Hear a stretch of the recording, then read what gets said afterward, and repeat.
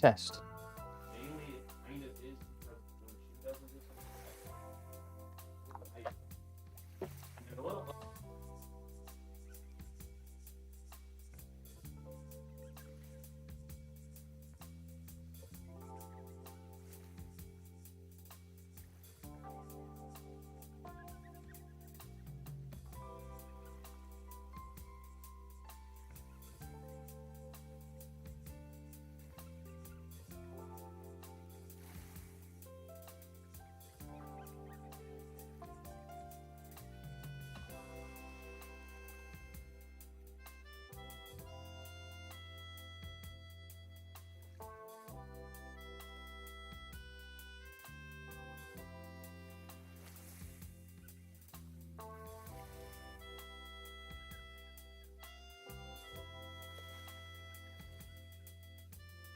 Okay, y'all.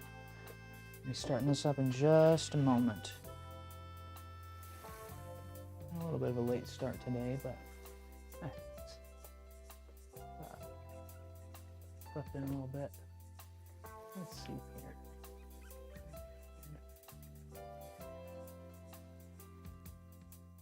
Hopefully y'all can hear me okay. Looks like the mic is working. So.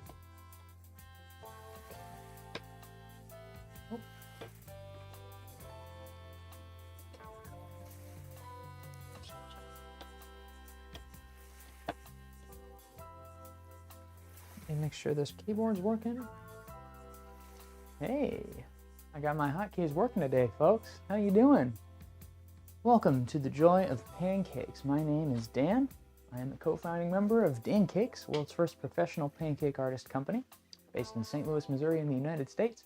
And we do this stream a couple times a week, where we just mix up some pancake batter of various colors and make some beautiful pancake art while folks watch at home.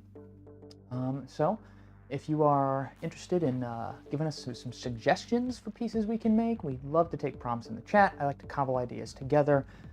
A little fancy iPad here that I can pull references up if it's something from an anime or a video game or something like that. And otherwise, yeah. I don't have anything specific in mind for the start of this stream. It's a late night last night, for those of you keeping score at home. So we're gonna try and have some levity here on this stream, and I see we got some of our favorite regulars here in the chat. We got Misty, we got Maya, we got Kevin. Hey Kevin, how you doing, Kevin? Welcome to the chat. Anybody is interested in giving me a suggestion so I can get started on something here? I'll pull that up. Otherwise, I'll just pick something out of my brain. Naruto, Fiona like from Shrek? Bubbles. I like that, Lizzie. Good to see you. How you doing? Bubbles is a cool idea. Got plenty of good colors for that. Let's see here. Final Fantasy Tactics. Get that fantasy indulgence in. All right, Jeremy. You got me. Jeremy got me. That's what I'm gonna have to do. Let me see. Well, it would be a great Final Fantasy Tactics reference. Let's see. Final Fantasy. Actually, I just typed FFT.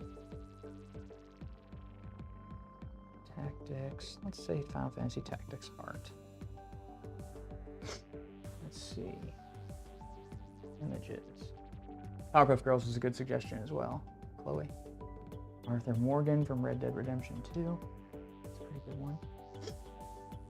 White Mage. Could be cool.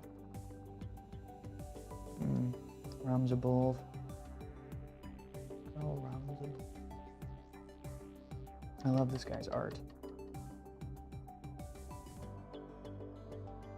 Yoshida, Akihiko Yoshida, is that his name? Let's see, we got the Dragoon, or the Lancer. Okay. For those of you that don't know, I'm basically going through Google right now. I'm looking at my iPad like, what am I? Which one of these pictures? Oh, we got Mustadio, we got Agrias. I'm looking to see if I can find something that makes me feel things, because I grew up playing this game. This is from a game called Final Fantasy Tactics. It's a tactical RPG released by Squaresoft back before they became Square Enix. I've been telling Jeremy for a while that this is like one of my favorite games. Growing up, it blew my mind, and it was more influential than I even, like, Dice a Darg. It's more influential than I realized. Like it was when I got older that I started to find. Yeah, okay. I'm gonna do this Dragoon. Add to photos. And I realized when I was playing it, it influenced a lot of my artistic sensibilities. Mirror that. All right. Right on. Yeah, and Jeremy, I appreciate you doing that. Jeremy's got, he's keeping track of the suggestions and stuff so that I don't have to keep track of them in my addled pancake artist brain. Move some of these colors over here. It's a little bit more. All right, let's go back to the overhead there. It is time. Misty, I am doing okay, all things considered. I don't know if y'all out there, our non-American friends, are hearing about all the nonsense going down in the U.S. presidential election, but there's a lot of stress I'm noticing on my social media feeds for some reason. And I'm doing everything I can to stay in that light, absurdist mindset with the realization that, like, I have no power. Really, none of us really do. And I'm doing my best to just keep the mood light, because life's short, right? Gemma, how are you? Trapdoor, English model cartoon. I feel like I have heard of Trapdoor. Can't remember though. Dragoon. I think I should just focus on like the bust.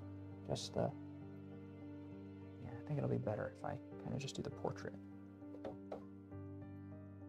Should I use my dark brown?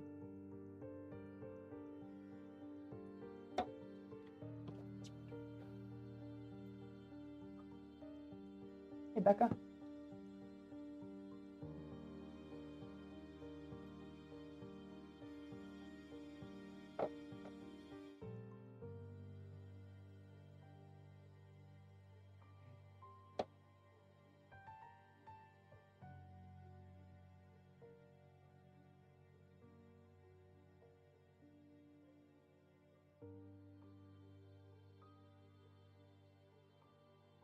Nope, messed that line up.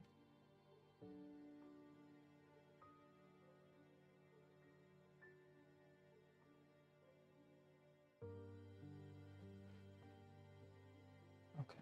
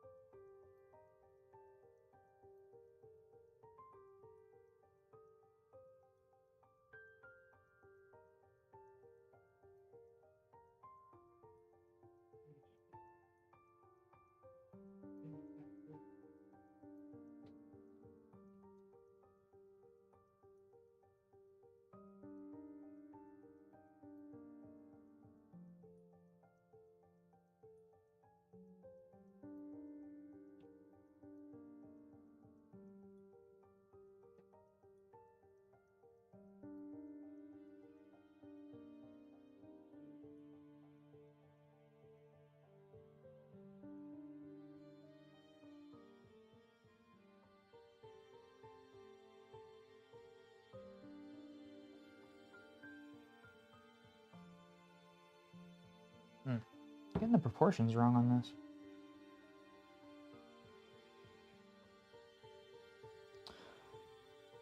Let's see if I can fix it.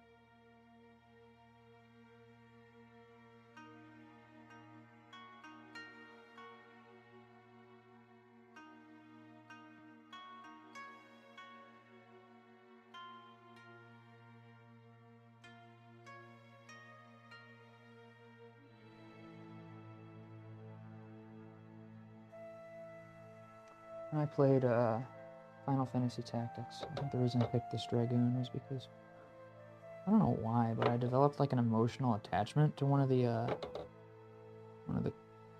characters, like the NPC, or not NPCs, but in Final Fantasy Tactics there are story-centric characters, and then there are just like basically mercenaries that you can hire, and they come with randomly generated names, and you can assign them to whatever class you want, and just sort of build your army as you want.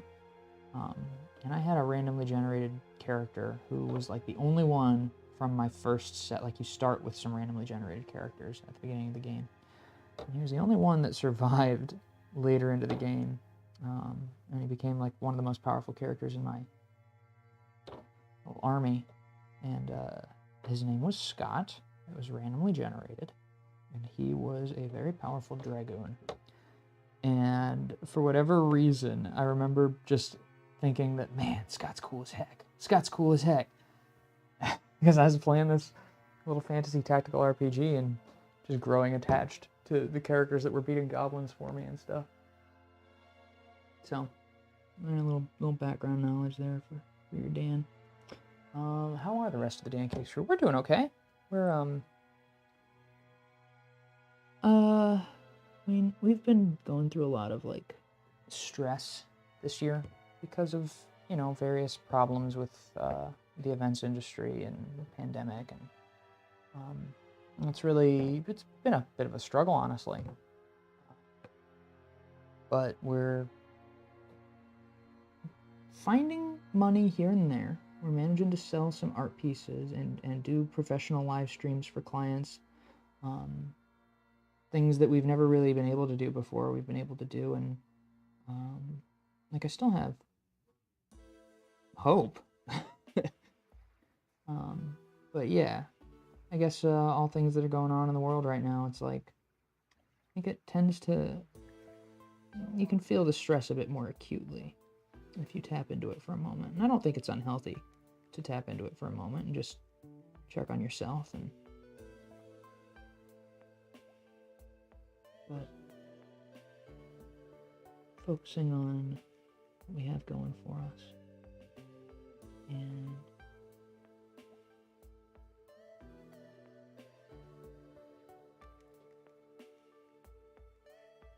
doing our best.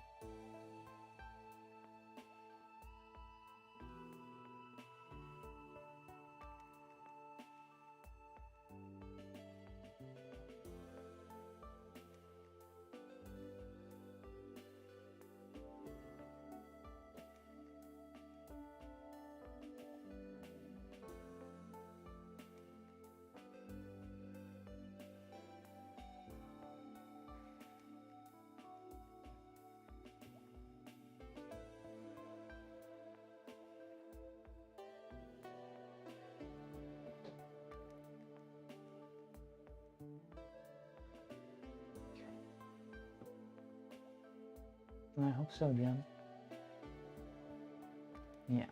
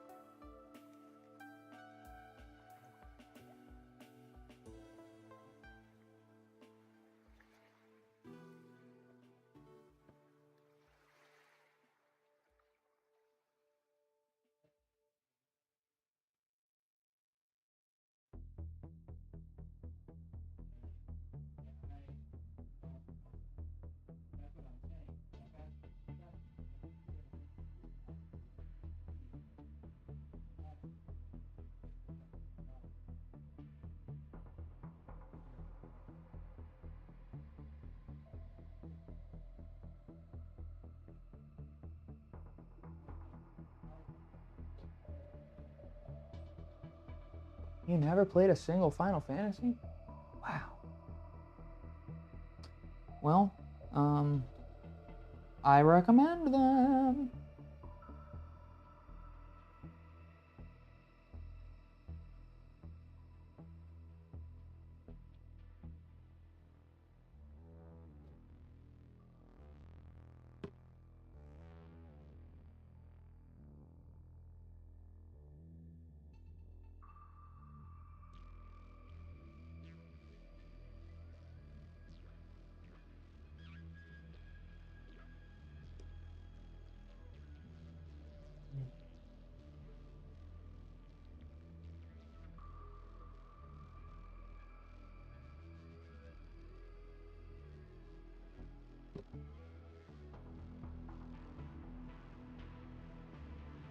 Using some interesting color choices on this one. They're not identical to what's in the drawing, but they're similar.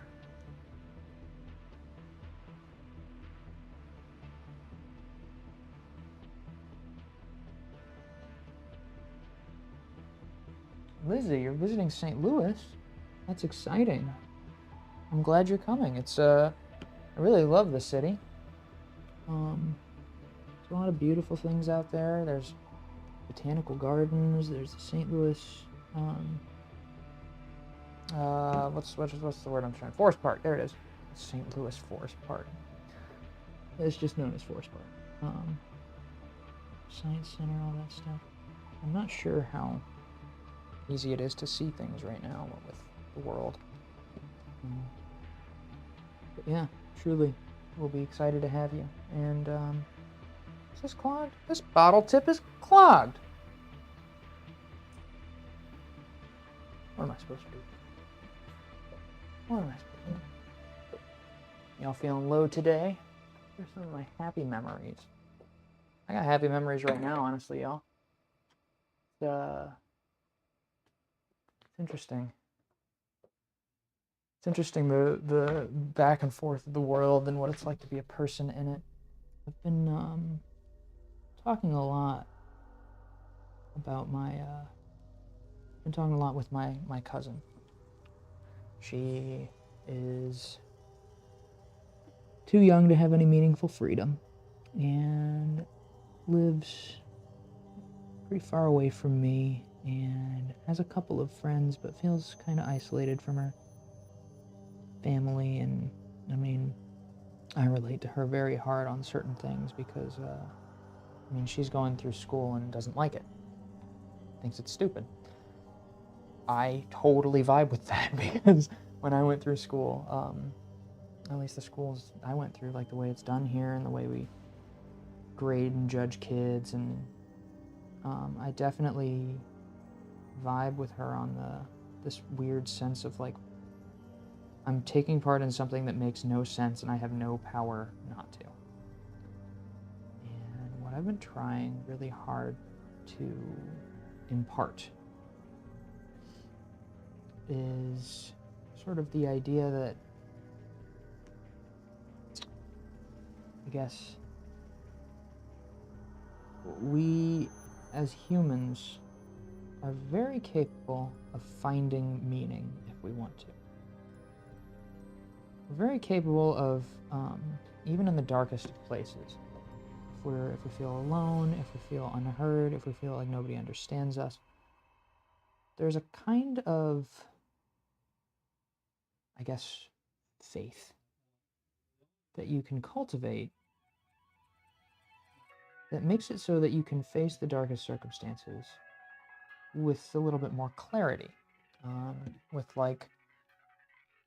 The big thing that's going on right now in my world is the U.S. presidential election, and that's what most of my conversations with my cousin have been about lately, about anxiety, about, who's going to take over, who's going to rule, what's going to happen. And there's a little part of my voice right now. There's a little voice in the back of my head right now that's like, Dan, don't talk about this stuff. Don't bring it up. Nobody wants to hear it. Everybody wants to escape into pancake art. Just chill. Just let the ambient music play and just relax. And at the same time, there's another part of me I tend to think is a bit wiser. that thinks that actually I shouldn't try and run away and hide from my feelings, and I shouldn't encourage other people to do that either. I should look at them and think about them, and maybe even make friends with them in a certain sense. Because right now is right now. Which is to say that I'm sitting in a studio making pancake art. Anybody that's listening to me is watching me on a smartphone or on a computer sit in a studio and make pancake art. And in this very present moment, all the gifts of life are at our fingertips. We presumably have oxygen to breathe. We have our hearts pumping blood through our bodies. We have access to a gigantic network of interconnected voices and minds that spans the world and allows the instantaneous transmission of some guy mouthing off and making pancake art in a studio in St. Louis to anywhere in the world. And in this very moment, outside of what might come tomorrow, or what might come next week, what might come 4 or 5 years from now, in this present moment, where we are exactly right now, we have the capacity to tap into some of the most sublime joy that the human body is capable of experiencing. People have been doing it for thousands of years. They've been doing mindfulness traditions and meditation practices and realizing that life is never out there. It's never off in the distance. It's never back in the past, and it's never up in the future. It's always right here, right now. You're always in this moment, even if you don't think about it, even if you're constantly thinking about the future. You're experiencing those fears of the future in the present moment. And right now, you exist. Your brain functions. You can think about stuff. Right now, you can watch things. You can receive signals from your cones and rods in your eyeballs, and you can perceive sights and sounds or something. And I guess even in the darkest of moments, if I'm being totally honest with myself, not being too self-pitying or melodramatic as I tended to get, even in those darkest moments, I would still prefer this to the void. Existence and the suffering of existence and the joy of existence, it's all one package. You can't have one without the other. And so I talked to my cousin and try to help her see that, because at least for me, it was never like I don't know.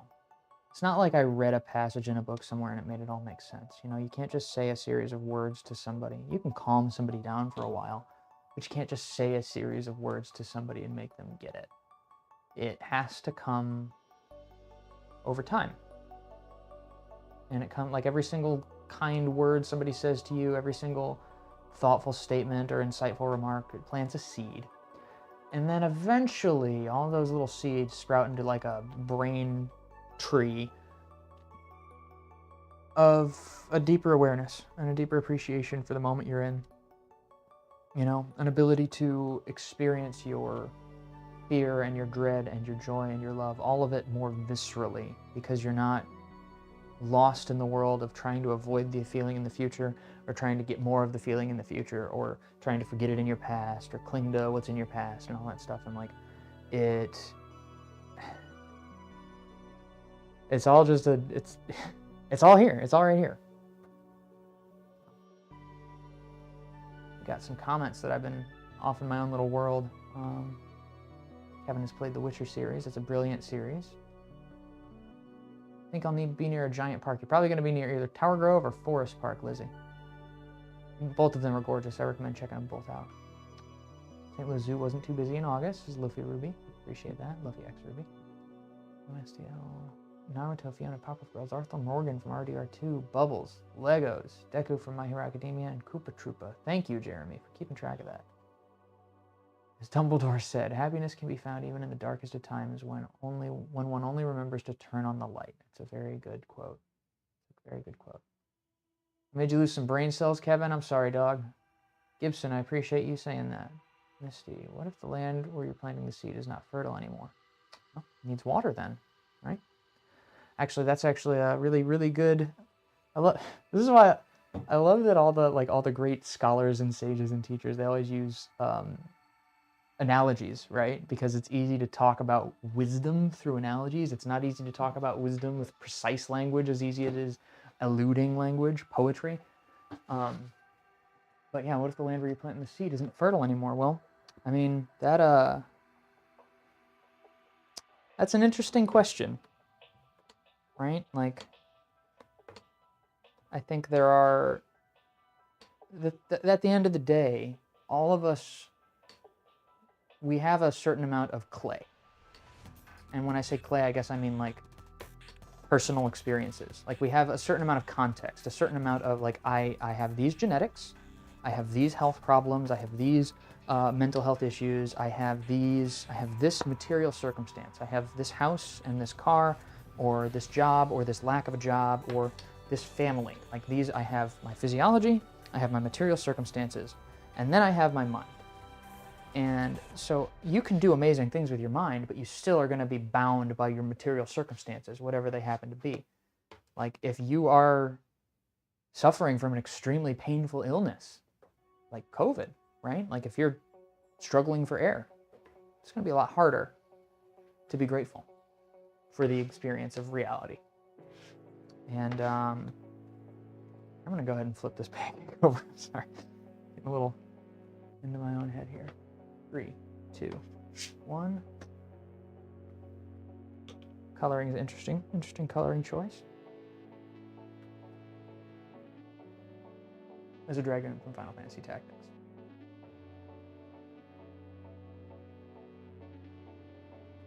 Simple one.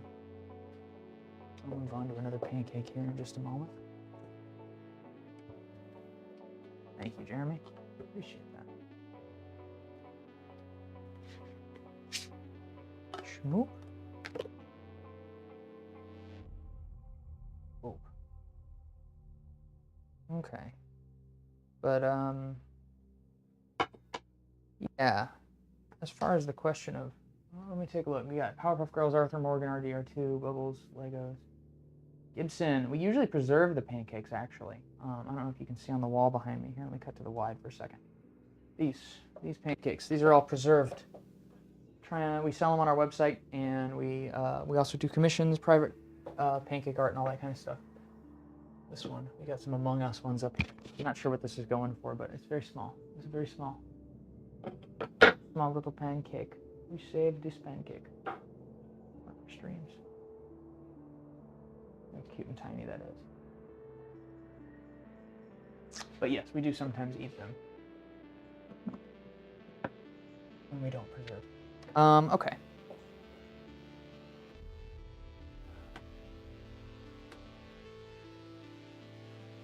Take a gander here. Naruto, Fiona, Powerpuff Girls, Arthur Morgan, Bubbles, Legos, Deku, Koopa Troopa. Deku. Is Deku the one with the green hair? I haven't seen My Hero Academia. Yes. See if I can find a good picture of this individual.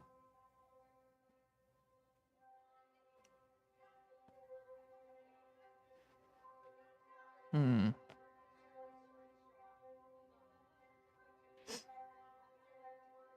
to find one where you can see all of his hair. That's good enough. How's that? Does that work? Sky Kid. No, I think I like this one better. Wait, no, there's a quote on that. I can't use that on the stream. I'll use this one. Add to photos.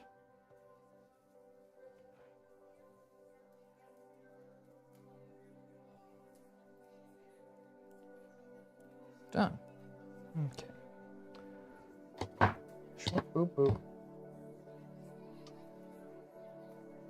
Time to go. Okay. So, yeah.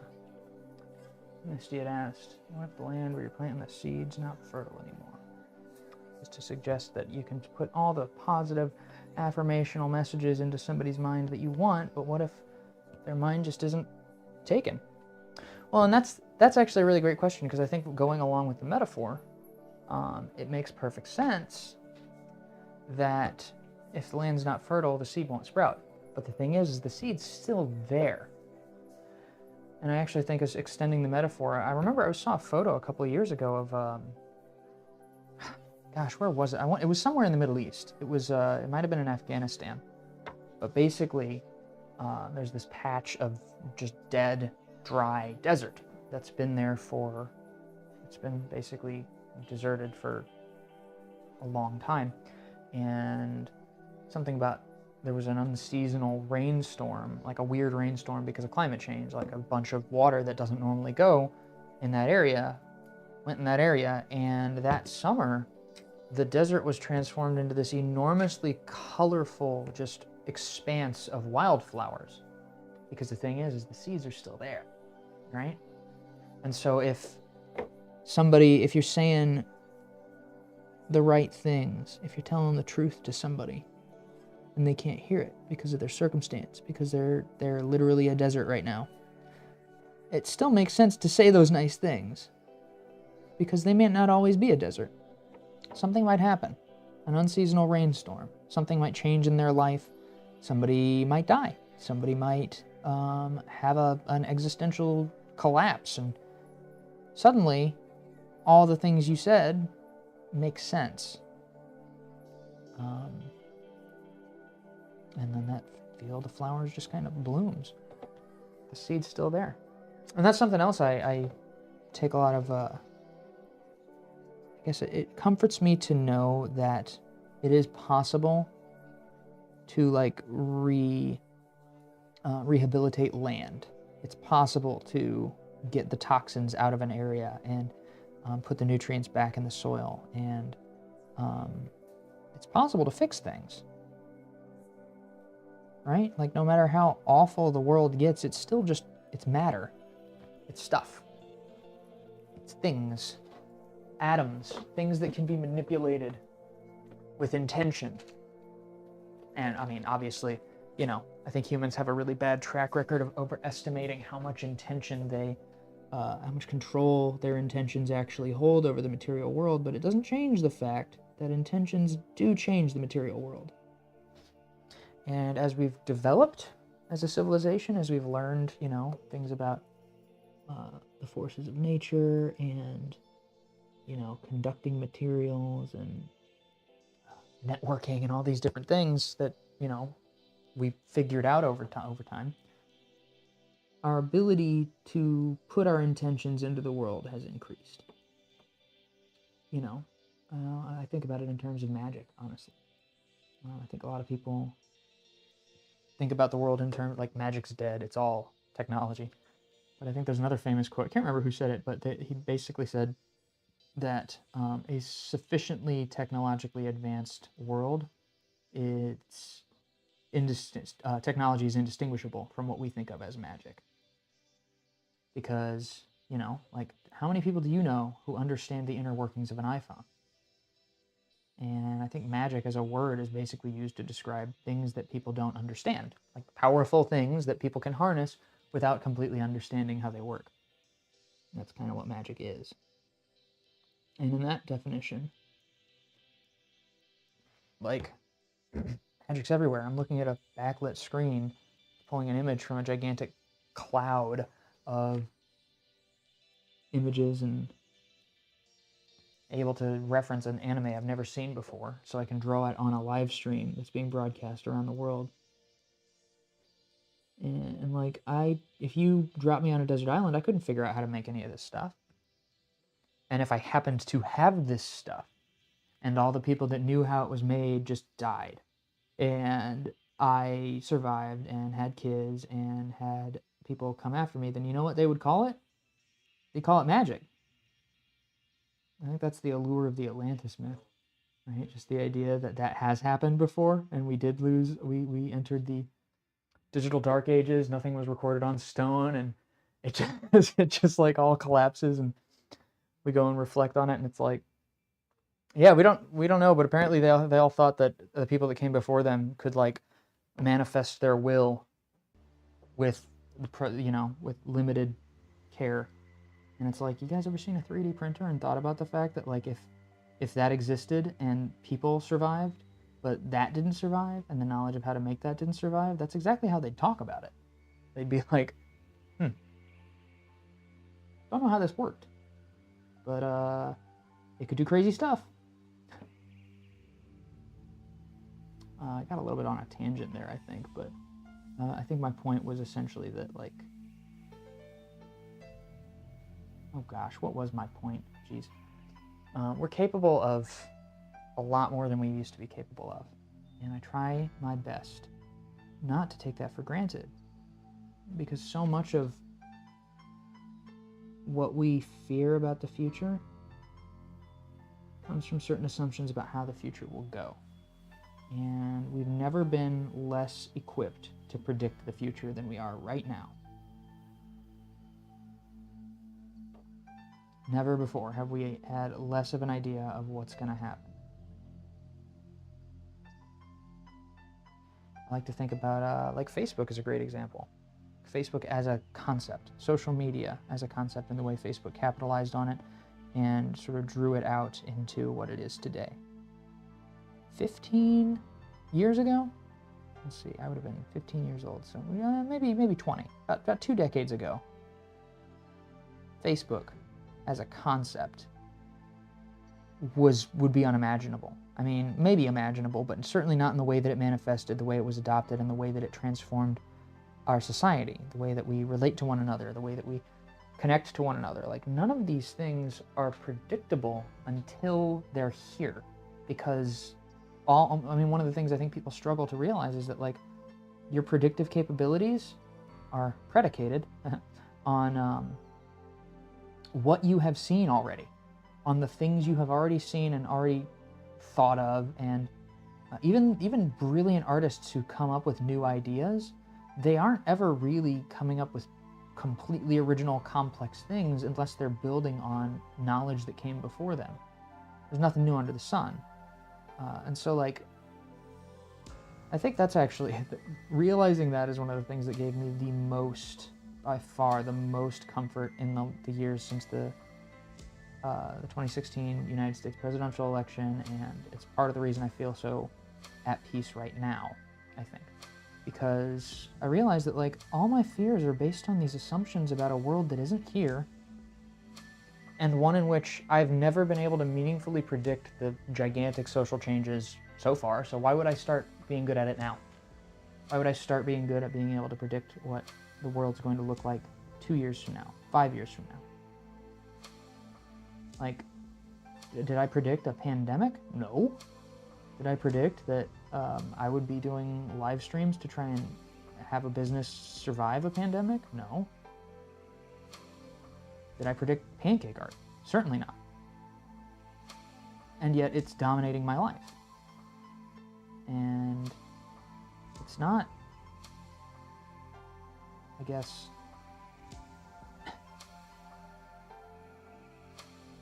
the universe has taught me too viscerally and in too many different ways that I'm a freaking fool. I don't know a damn thing. And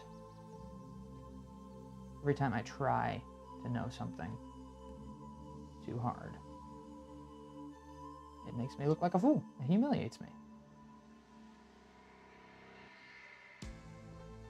And so I've, because of that, I guess, I've started to cultivate this just sense of faith that, like, it doesn't matter if everything's gonna be bad. I'm gonna have faith that it's not gonna be, and the stories I'm gonna tell, the ideas I'm gonna spread are gonna be the ones that inspire people to look for solutions rather than looking for ways to I guess, cope, you know? Because, I mean, it literally, I will march into the ocean. I will march to my death believing that things will get better. Because literally, why not? What's the worst that could happen? Am I going to be wrong? So what? So what if I'm wrong? So what if I'm actually factually incorrect and that everything is going downhill forever from now on? So what? Like, if that's the case, and I still only have one life to live, why would I spend that time dreading the inevitable when I could just hope for something that might never happen and it make me feel good?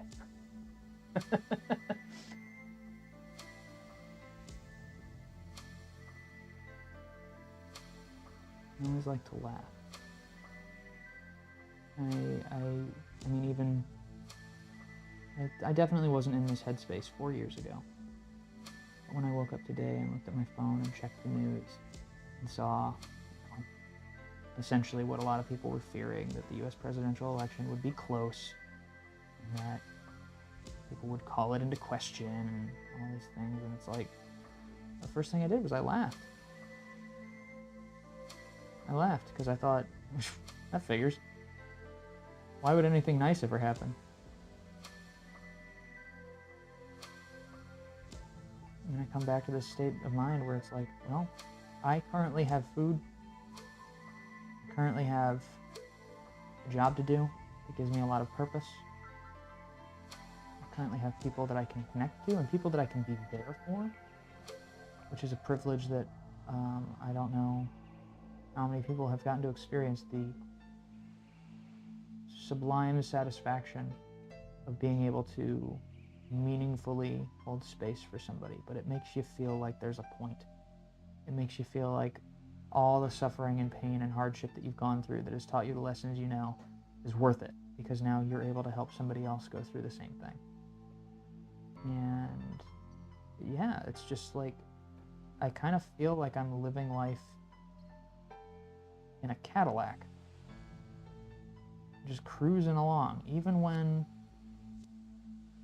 bad things happen to the people I love, when people I love die or get hurt, or when I die, when I feel like I'm afraid that I'm gonna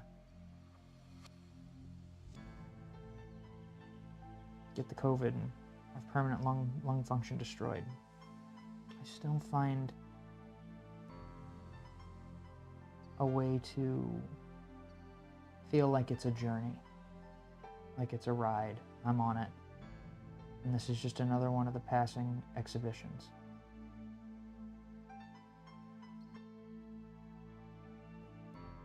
I'd like to share that with as many people as I can, and I guess that, you know, I'll be honest, sitting here, haven't checked the comments in a minute, I'm just kind of flowing, but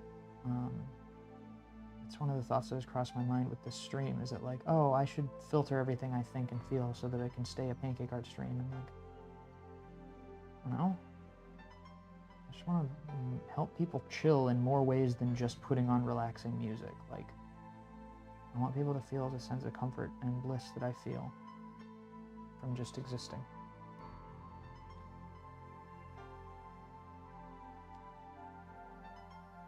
I want people to be able to talk to each other better and work out their relationship problems and all that stuff in a way that leads to more fulfillment and happiness and collaboration and not less.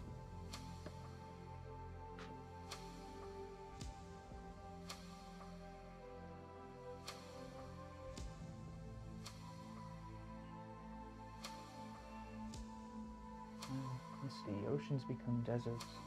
Rainfall can make a stream of water for one day, but it will evaporate by sun's rays and into the desert again. It takes a natural disaster to make a desert to form a lake. Yeah, you're right. It usually, yeah, it takes a natural disaster. It takes trauma, usually.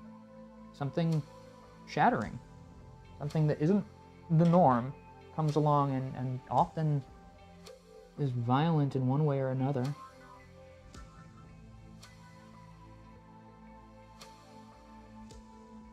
Well, and, like, there's a lot of strife. There's a lot of struggle, and there's violence throughout the world. There's a lot of people who, without having any hope for anything better, turn to violence, justifying it based on the very visceral feelings that their own trauma has given them. And I think the world, it's one of those things where you can feel how you want to about that particular fact. You can feel how you want to about whether violence is good or bad, or what we should do about it or anything, but from the standpoint of like cosmic harmony or whatever, that's just something that the universe does. The universe has periods of peace and periods of everything exploding and falling apart, and human history, it's reflected in our history, even though our history is such a tiny, tiny fraction of the duration of the universe. But, you know, as above, so below. The patterns that the universe adheres to, all parts of it tend to adhere to. And when I hear things like that going on in the world, I always try to remember that it's the world, that it's the world. I don't know if that makes sense, but I guess in the sense that I think a lot of times our vision, our comprehension of what's going on in the world is colored and clouded by the sense that human beings are somehow separate from nature, that the actions of the human civilization are meaningfully distinct from those of a colony of ants or a weather pattern. And I don't think that's true. I think that, you know, there is a pretty significant distinction on an individual level.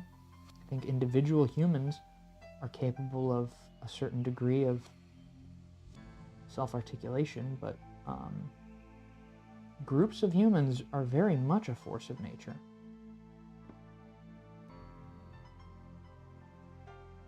And so, like, looking at the things that are going on in the world and feeling like you have a meaningful way, like it's your responsibility to fix it, is kind of like looking at a natural disaster and saying that I need to stop that particular tornado.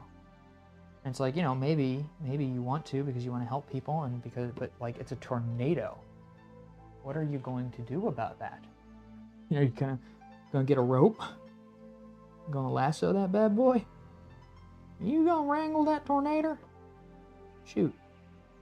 Good luck, son. You gonna need it. Human beings are like a tornado, but a tornado that has the capacity to be mean and cruel, and also extremely benevolent and giving, self-sacrificial. It's a weird tornado.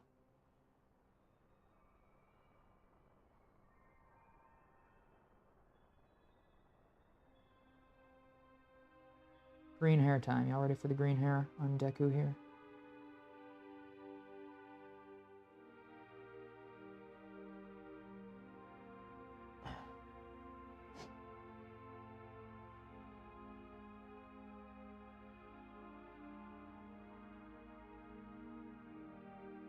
Probably should have recorded this, but whatever.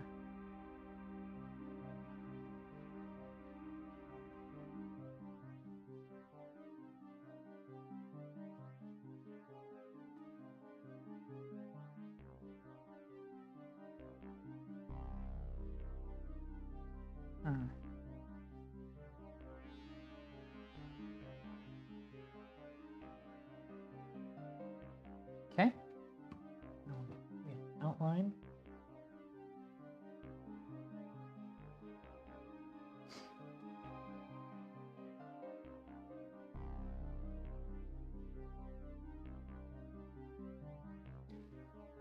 Flow.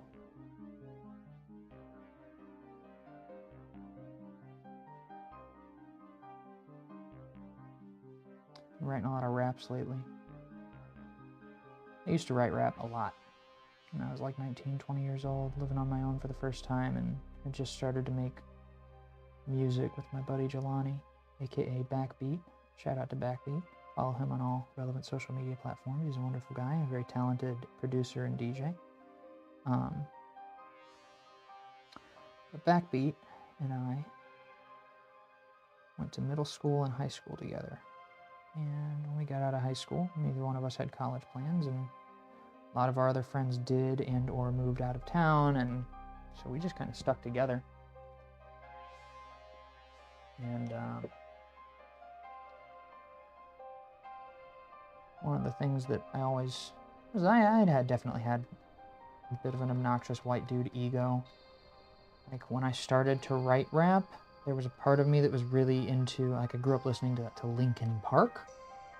And then I got into Rage Against the Machine a little bit when I was like 14 or 15, and so I loved the idea of rap, but I got into it in a weird wraparound. Like I didn't listen to any of the greats based on what most rap fans started with.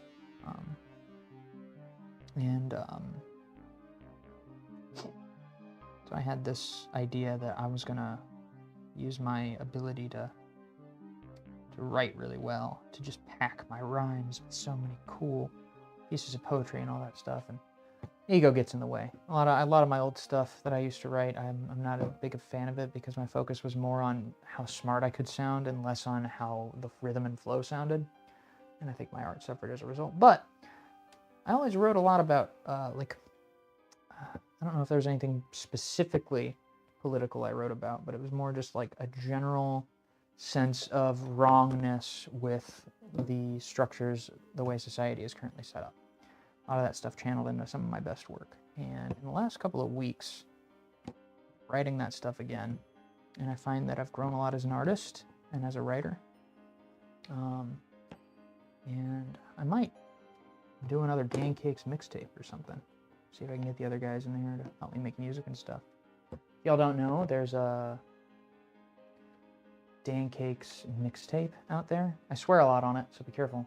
But if you Google the Pancakes mixtape volume 1, you can listen to me rap for like 17 tracks or something.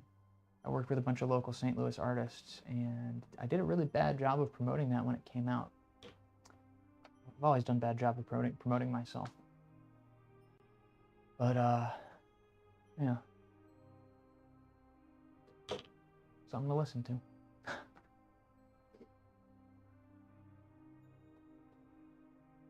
feel like maybe we should have this wide camera zoomed in further. Shasta, thank you so much for saying so. I'm just seeing that. Very sweet of you to say. Excuse me. On deck. Naruto, Fiona, Pop-Up Girls, Arthur, Morgan, Bubbles, Legos, Koopa Troopa. Totodile from Pokemon. Totodile could be a good one.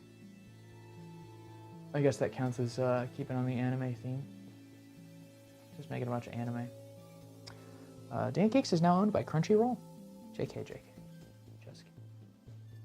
Victini or Suicune? What is Victini? Where's my phone? Oh, I don't need my phone. I got my iPad. Victini, Pokemans? Is that from the Pocket Monsters? Deku, I can smell you cooking. Hope you're not getting too brown under there. Can't have my colors all turning the same shade of brown. It really ruins the contrast. I am hopeful. Alright, not to rip his neck off. There we go. Alright, y'all. We go to Alt 5. Yeah, close up. 3, 2, 1. There you go. Deku. Ba-ba. Ba-ba-ba-ba-ba. What is Victini?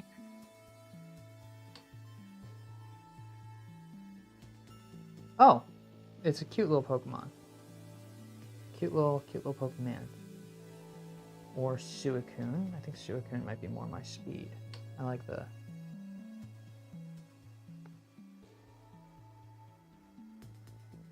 be a little bit more complex. It's not bad. Back to photos.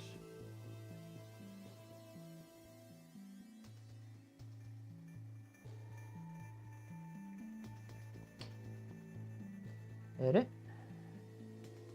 Reflect. Done. Cool.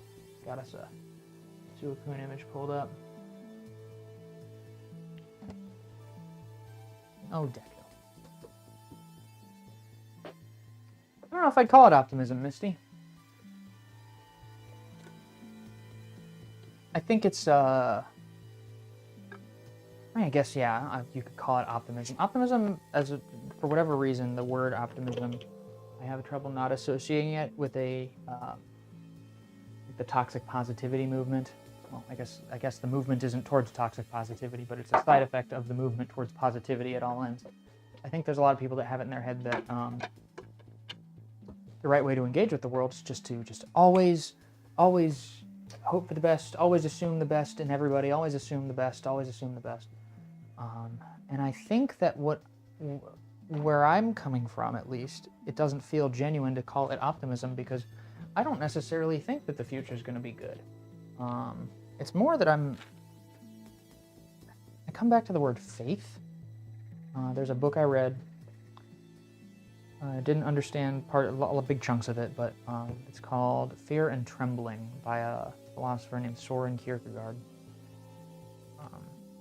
I haven't read a whole lot of like the classics as far as philosophy is concerned, but the whole concept of the book, Fear and Trembling, it's all based around the dude Kierkegaard is basically talking about the story of Abraham from the Bible, and how Abraham, took his son to the top of a mountain perfectly ready to sacrifice him because he thought that's what God wanted him to do, and then, God did want him to do it, and then at the very last minute, God sends an angel to intervene and say, hey, actually, great, you test passed, you don't have to kill your son. And how it's supposed to be this story of God's grace and forgiveness and, faith, more than anything. Abraham's faith that God had his back. Because, Abraham's life was all about, the idea of having a son that was promised to him by God was something that he never doubted, even though he was getting so old that it shouldn't have even been possible, and his wife was still fertile, and all these things about having faith. And Kierkegaard basically spends the book talking about how faith is this ridiculous thing, and a lot of people don't think about the true significance of that story of Abraham, of how he just unquestioningly trusted God that he should go and kill his only son on a mountaintop because it's got what God wanted, and trying to break down the morality of that. Was that moral? Was that an ethical decision that Abraham was making, that he was just gonna go ahead and do that? Was he insane? And he spends most of the book talking about the virtue of faith, this thing that doesn't make any freaking sense, that it didn't make sense for Abraham to trust God, to make killing his own son, sacrificing his own son to God, make sense. And but he draws a big distinction between hope and faith, between faith and almost any other virtue, and then talks about how he thinks faith is the highest virtue because it enables you to do superhuman things. I'm kind of talking over myself here and making a mess of what I'm trying to get across. The significance of the concept of faith is the one that I really took from that. Is everything okay, Ben? Yeah, I seen exactly this again. Oh, okay. That way I don't cut it to the wrong line.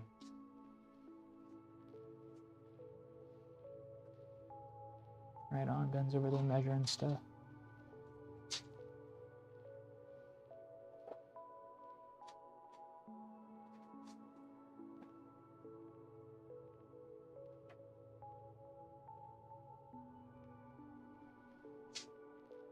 And the arms are 7 feet or 6 feet or 7 feet.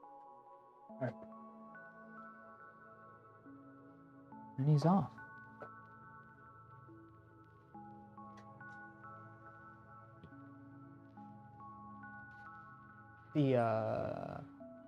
just trying to make a point there. The significance of faith as a concept, which is to say, you know, having faith that things will work out even when all the evidence says they won't. Or not just that things will work out, but that there's a purpose to the suffering, that there will ultimately be context given to this that will make you grateful for having experienced it in one way or another. And I think that is the difference between, I mean, that's different from optimism, I think. Because optimism is predicated on what actually happens. Optimism is predicated on the idea that, oh, this good thing will happen. I think good things will happen, and then they happen, and I'm going to focus on that. Whereas faith is more like, bad things that are meaningful will happen.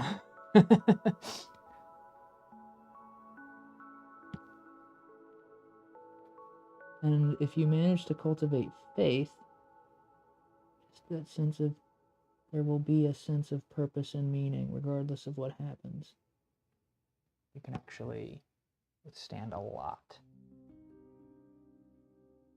I mean, there's nothing that can really shake that. If you truly believe that, if you truly believe that even the bad things are meaningful and even the bad things are worth going through,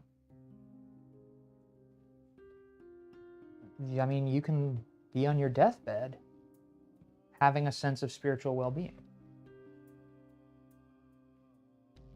Anna asks, are there any video games you like, Dan? There are several I like. I'm playing a few at a time right now.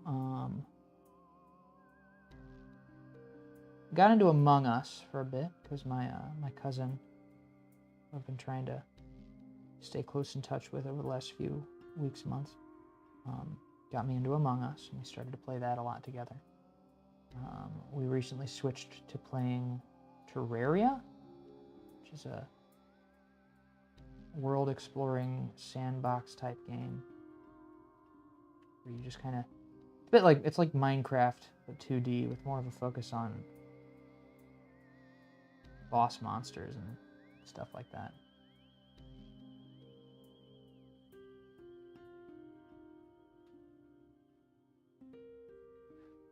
Really enjoying that. I'm trying to get her into Hades. That's the godlike roguelike. It's been really popular online lately. It's a game based on Greek mythology, and it's really fun. It's really cool.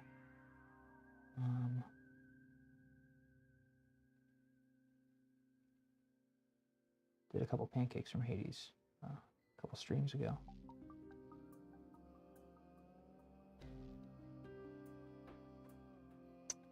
That kind of stuff. I like the games I'm most drawn to are usually story driven, but there's also, I think story is my priority when I play games. It's the main reason I play them. Good mechanics can really catch my eye though, especially as a game designer. Like Hades, for instance, the one that I've been going off about, they've just brilliantly outlined this gameplay loop that's incredibly enjoyable, addictive, and serves the story. I think the game is it's a well-made game, but it's made so much better by how much effort went into making its story and its mechanics agree with each other. And that always blows my mind. People can pull stuff like that off really well. I think this is going to be a really cool Suicune.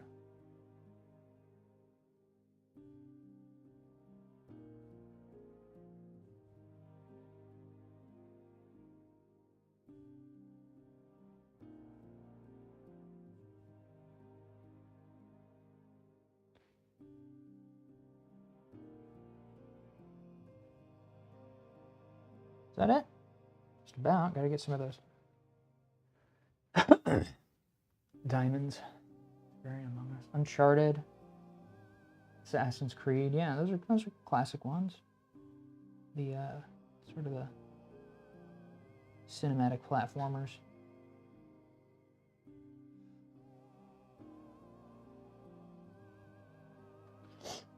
Okay. We got some coloring to do.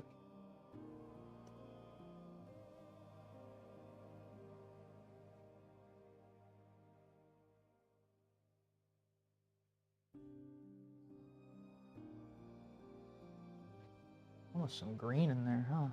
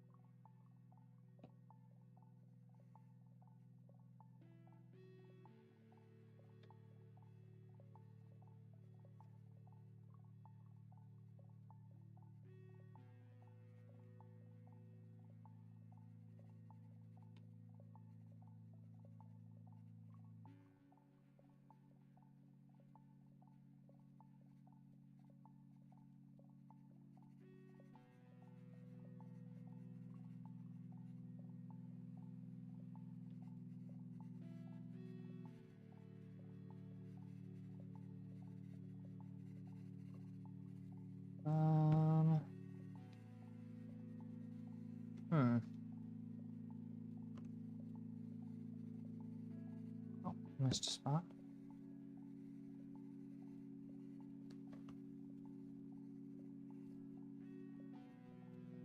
Thanks, Anna. I hope it turns out.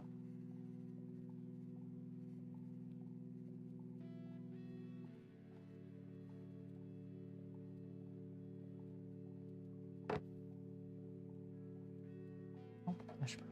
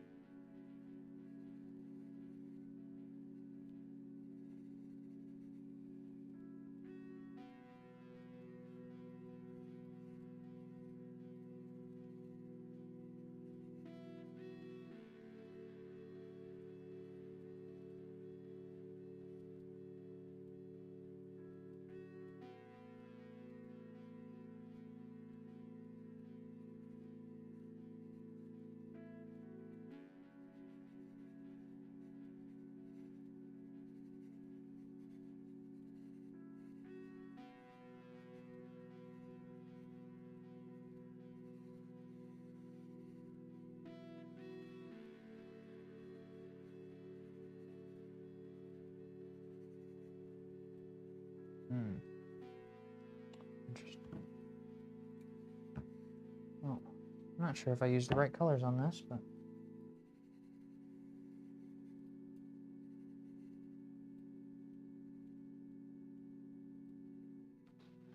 we'll see. We'll see if it looks all goofy and weird. Oh, whoops. I was supposed to color that in. Oh, well. Wonder if I can pull that.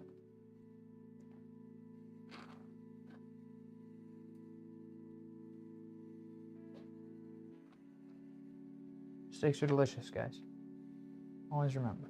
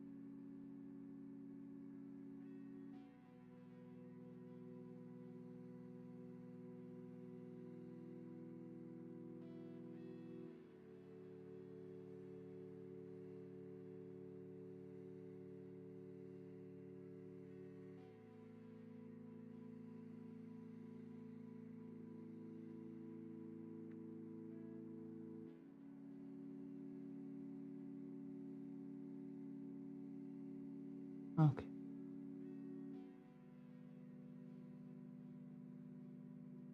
Come on, man. Putting extra batter. Okay, that's good enough.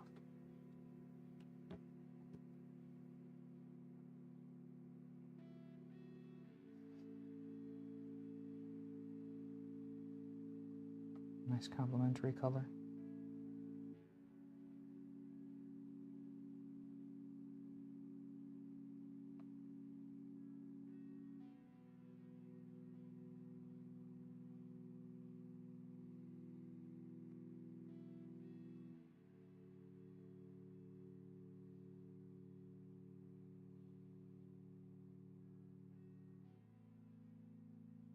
How y'all doing out there?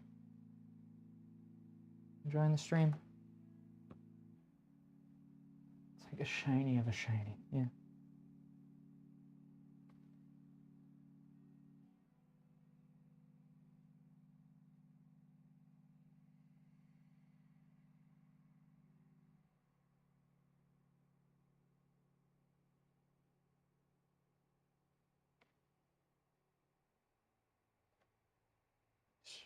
Colorful. Right. Order.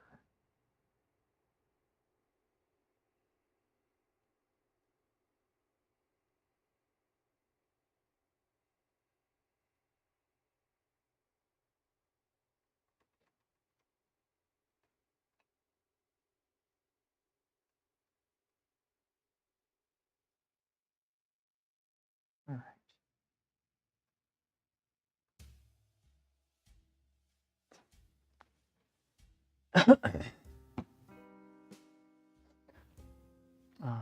Appreciate you posting that, Jeremy. This is a great opportunity for me to remind y'all too. If you are interested in watching us do a really fun charity stream this Saturday, we're going to be working with Extra Life, running a charity stream for children's hospitals where we're basically going to be making as many Smash Brothers characters as you can get us to. We're going to be doing them in batches of 10, and we're going to set goals on each tier, on each batch. And we're going to just go off the Nintendo website in order. So, like, I think you start with Mario, and then you got Donkey Kong, you know, like the Nintendo Legends and old ones. But if you want us to get all the way up to Minecraft Steve, we're going to have to get to, like, I think that's, what, 77, 78? So we're going to have to hit our goal at least 8 times. I'm not positive what our first goal is, but basically just trying to raise money and have fun with it. And we hope that you'll be a part of it and help us boost the algorithm so more people will see it. Looking forward to it very much. And oh yeah, it's not just going to be the Smash Brothers characters. We're also going to have 2 artists. One of us, I think I'm going to be first shift on the actual characters. I mean, and it could take 24 hours. Like, we could be doing it for a while. But basically, I'm going to be making the characters, and either Ben or Dana is going to start taking requests from people, video game themed requests from the chat and from those who donate. So we're going to be trying to raise money in 2 ways, and every time we hit a goal, we expand the number of Smash Bros. Characters we make. So it would be really, really, really spectacular if y'all would keep that in mind, bookmark the page. Jeremy just linked it in the comments there. And yeah, we'd love to have you. It'd be great to be a part of it with you.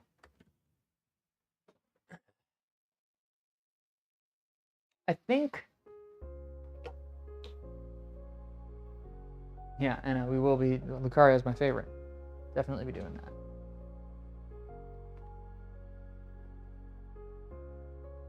I think this might be my last one for the stream today. I know it's a little shorter than they usually go, but I hope y'all understand.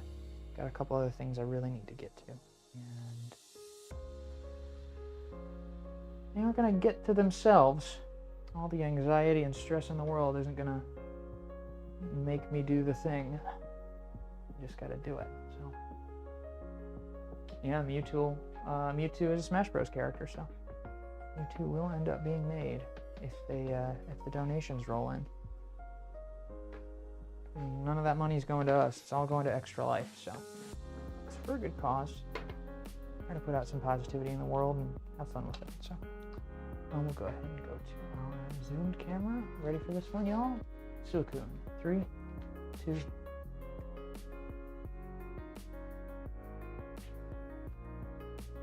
Very bright, very shiny.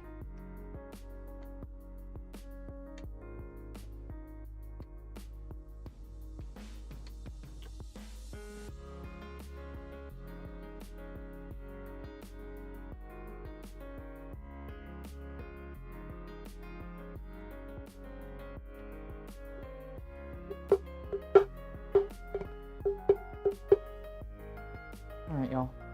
I am going to call that. Unplug that griddle, move it out of the way. 3 pieces. A shorter stream, but y'all understand.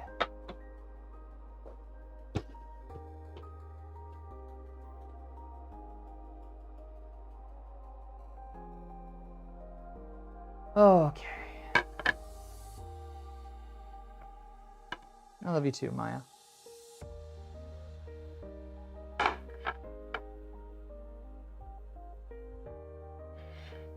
Three simple ones today. Deku, Suicune, and a Dragoon from Final Fantasy Tactics. Very much appreciate y'all checking out the stream today. As per usual, we do this on Mondays, Wednesdays, and Fridays. Fridays, it's usually a little bit later, but we also have our artist Lee does the stream on Friday mornings through the CNE Games channel. I'm not sure if we have that set to host on pancakes.com/live yet, but either way, look out for that. And then on Saturday, Ben will probably be doing a stream. Save some of these colors for him. And our usual, sorry, it's not Saturday, Friday. Friday, Ben will be doing a stream. Saturday is the charity stream. I'm sorry, guys. I just work here. Thank you so much for watching the stream. We always appreciate it, and we'll be talking to y'all again real soon. So remember that mistakes are delicious, and keep us in mind for all your pancake art needs. See you around, folks.